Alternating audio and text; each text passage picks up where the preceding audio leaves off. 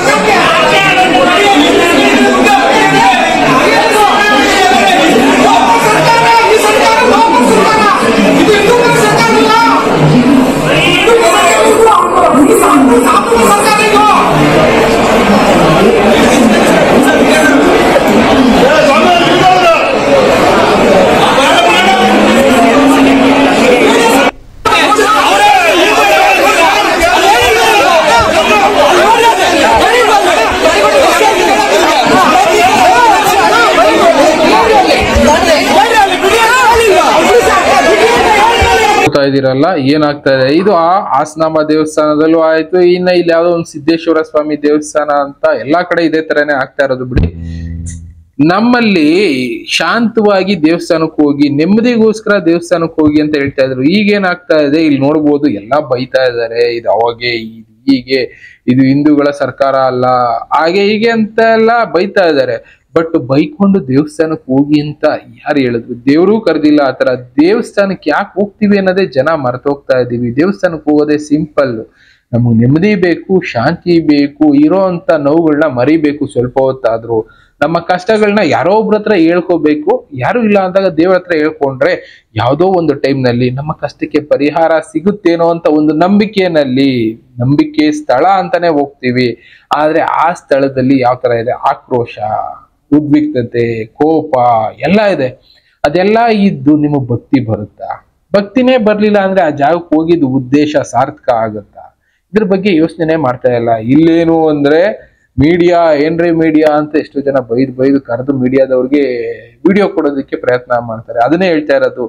ಜನ ಯಾವ ತರ ಆಗೋಗಿದ್ದಾರೆ ಅಂದ್ರೆ ಅಲ್ಲಿ ಬೈಕೊಂಡು ಹೋಗ್ತಾ ಇರೋದು ನೋಡಿ. ದೇವ್ರ ದರ್ಶನಕ್ಕೆ ಹೋಗ್ಬೇಕು ಅಂದ್ರೆ ಒಂದು ನೆಮ್ಮದಿಯಾಗಿ ಹೋಗಿ, ಗುಂಪಲ್ಲಿ ಗುದ್ದಾಡ್ಕೊಂಡು ಗದ್ದಲದಲ್ಲಿ ಹೋದ್ರೆ ಯಾವ್ದು ಸುಖ ಇಲ್ಲ. ಅಲ್ಲಿ ದೇವರನ್ನ ಕಂಪ್ಲೀಟ್ ಆಗಿ ನೀವು ನೋಡೋದಕ್ಕೂ ಸಾಧ್ಯ ಆಗೋದಿಲ್ಲ. ಮೈಂಡಲ್ಲಿ ಏನೇನೋ ಓಡ್ತಾ ಇರುತ್ತೆ, ಅವನಿಗೆ ಬೈಕೊಂಡು ನಿಂತಿರ್ತೀರಾ. ನೀವು ಹೋಗೋದೇ ನಿಮ್ಮ ಮನಃಶಾಂತಿಗೋಸ್ಕರ. ಮನಃಶಾಂತಿನೇ ಸಿಗ್ಲಿಲ್ಲ ಅಂದ್ರೆ ದೇವಸ್ಥಾನಕ್ಕೆ ಯಾಕೆ ಹೋಗ್ಬೇಕು? ಒಂದ್ ಸ್ವಲ್ಪ ಯೋಚನೆ ಮಾಡಿ. ಇಂಥದ್ದು ಬೇಕಾ? ಮಾಡ್ಕೊಳ್ತಾ ಇದೀವಿ, ಈಗಲೂ ಮಾಡ್ತೀವಿ, ಮುಂದೆನೂ ಮಾಡ್ತೀವಿ, ಮಾಡ್ತಾನೆ ಇರ್ತೀವಿ. ನಮ್ಮನ್ನ ಯಾರು ಕೇಳೋರು ಅನ್ನಂಗೆ ಇರುತ್ತೆ. ಆದ್ರೆ ಒಂದು ಮಾತು ಮಾತ್ರ ಅರ್ಥ ಮಾಡ್ಕೊಳ್ಳಿ. ದೇವಸ್ಥಾನಗಳು, ಪುಣ್ಯಕ್ಷೇತ್ರಗಳು, ಧರ್ಮಕ್ಷೇತ್ರಗಳು, ಎಷ್ಟೋ ಕ್ಷೇತ್ರಗಳಿರ್ಬೋದು, ಇದೆಲ್ಲ ಆಗಿದ್ದೆ ನಮ್ಮ ಮನಸ್ಸಿನ ಶಾಂತಿಗೋಸ್ಕರ, ನಮ್ಮಲ್ಲಿ ಪಾಸಿಟಿವಿಟಿ ತುಂಬೋದಕ್ಕೋಸ್ಕರ, ನಮ್ಮನ್ನ ಒಂದು ಏಕಾಗ್ರತೆ ಕಡೆ ಕರ್ಕೊಂಡು ಹೋಗೋದಕ್ಕೋಸ್ಕರ, ನಮ್ಮಲ್ಲಿರೋ ಕಷ್ಟಗಳನ್ನ ನಿವಾರಣೆ ಮಾಡ್ಕೊಳ್ಳೋದಕ್ಕೋಸ್ಕರ ಅಂತ.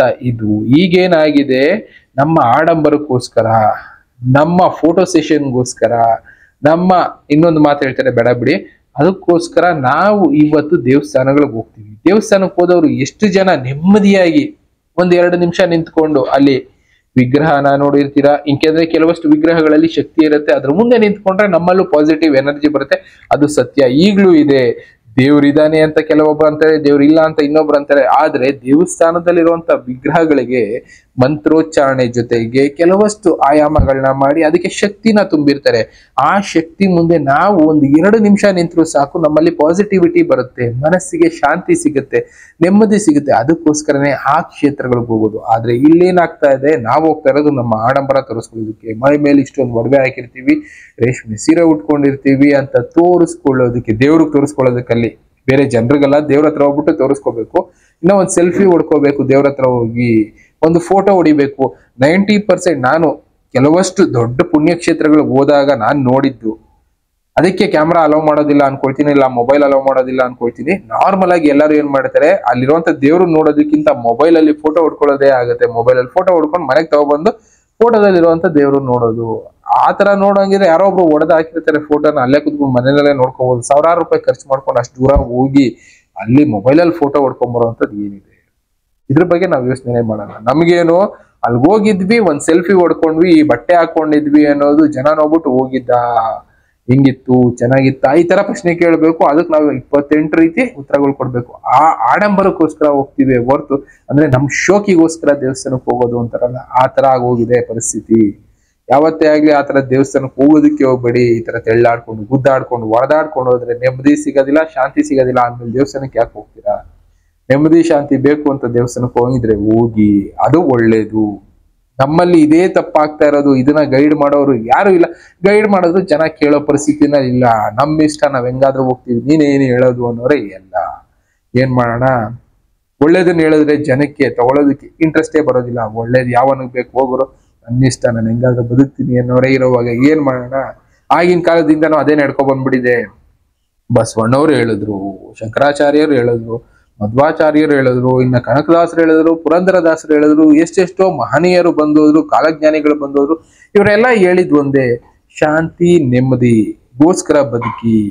ಇನ್ನು ಉಳಿದಿದ್ದು ಆಟೋಮೆಟಿಕಲಿ ಬರುತ್ತೆ. ದೇವಸ್ಥಾನಗಳು ಯಾವತ್ತು ಹೊಡೆದಾಡ್ಕೊಂಡು ತೆಳ್ಳಾಡ್ಕೊಂಡು ಹೋಗ್ಬೇಡಿ. ಅದ್ರ ಬದಲು ಮನೇಲೇ ಕುತ್ಕೊಂಡು ನಮ್ಮಲ್ಲೇ ದೇವರ ಆರಾಧನೆ ಮಾಡ್ಕೊಳ್ಳಿ. ಇಲ್ಲ ಹೋಗಿ, ನಮ್ಮಲ್ಲಿ ಮಾಡ್ಕೊಳ್ಳೋದಕ್ಕಾಗೋದಿಲ್ಲ, ನಮ್ಮ ಮನಸ್ಸು ಚಂಚಲ, ನಮ್ಮ ಮನಸ್ಸಲ್ಲಿ ಅದು ಕಂಟ್ರೋಲ್ ಆಗೋದೇ ಇಲ್ಲ ಅಂದಾಗ ದೇವಸ್ಥಾನಕ್ಕೆ ಹೋಗಿ, ಅಲ್ಲಿ ನಿಮ್ಗೆ ಎಲ್ಲ ಸಿಗುತ್ತೆ, ಒಂದು ಪಾಸಿಟಿವ್ ಎನರ್ಜಿ ನಮಗ್ ಬರುತ್ತೆ ಅಂತ. ಆದ್ರೆ ಈ ತರ ಜಾಗಕ್ಕೆ ಹೋಗಿ ಅಲ್ಲಿ ಅವ್ರಿವ್ರು ಜಗಳ ಆಡ್ತಾ ಇರೋದನ್ನ ವಿಡಿಯೋ ಮಾಡ್ಕೊಂಡು, ಆ ವಿಡಿಯೋ 4 ಜನಕ್ಕೆ ಶೇರ್ ಮಾಡ್ಕೊಂಡು ಹಿಂಗಾಯ್ತು ಅಂತ ಹೇಳ್ಕೊಂಡಿದ್ರೆ ಯಾವ ನೆಮ್ಮದಿ ಸಿಗುತ್ತೆ, ಯಾವ ಶಾಂತಿ ಸಿಗುತ್ತೆ? ಅಂದ್ಮೇಲೆ ದೇವಸ್ಥಾನಕ್ಕೆ ಹೋಗ್ಬೇಕಾ?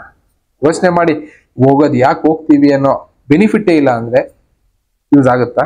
ನಿಮ್ಮ ಬಿಟ್ಟಿದ್ದು ತಿಳಿಸೋದು ನಮ್ಮ ಕೆಲಸ. ಇನ್ನ ಬೇರೆ ಬೇರೆ ವಿಷಯಗಳು ನಡೀತಾನೆ ಇರುತ್ತೆ, ತಿಳ್ಕೊಳ್ತಾನೆ ಇರೋಣ. ಮತ್ತೆ ಸಿಗ್ತೀನಿ. Thank you, good bye.